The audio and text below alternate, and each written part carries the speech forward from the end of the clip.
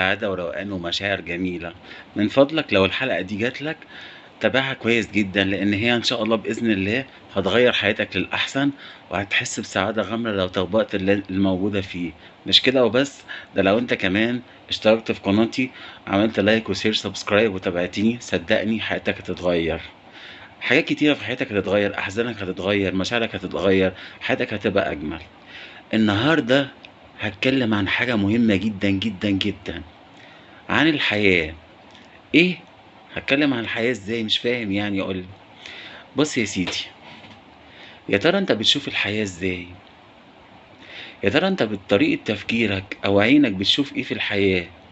الحاجات الحلوة والّا الحاجات الوحشة؟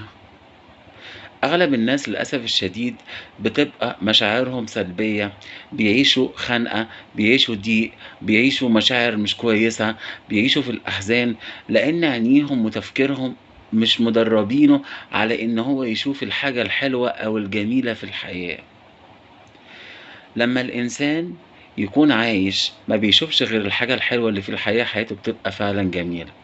هاضرب لك مثال، في الحياة اللي إحنا عايشين فيها ديّة في حاجات جميلة جدًا، زي الأنهار، زي الشجر، زي الشمس، زي النجوم، زي الناس الكويسة، زي المشاعر الحلوة، زي البحر، زي الناس اللي فيها صفات جميلة، وفي برضه حروب ومآسي ومشاكل وحاجات كتيرة.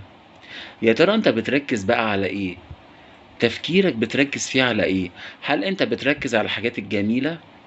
هل أنت بتركّز على الطبيعة الجميلة بتاعة ربنا؟ هل أنت بتركّز على الناس الكويسة اللي في حياتك؟ هل أنت بتركّز على النعم الموجودة في حياتك وبتعيش بالامتنان والشكر في حياتك؟ والّا بتركّز على المشاكل وفلانة حصل لها إيه وعلان حصل له إيه والمشاكل والكوارث اللي بتحصل في الحياة؟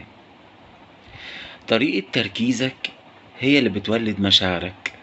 لأن إحنا في علم النفس أو في psychology في عندنا مثلث كده بيقول إن طريقة الأفكار بتولد المشاعر، بتولد السلوك، وبتولد الحياة. يعني إيه؟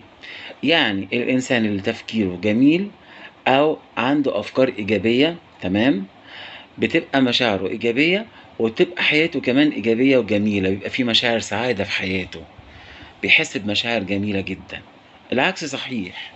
الإنسان اللي كل تفكيره وكل مشاعره سلبية، بيفكّر في الناس اللي بتزعّله وبتضايقه، بيفكّر في المشاكل، بيتابع الحاجات اللي فيها مشاكل، هو كده في العمق بيرفض الحياة.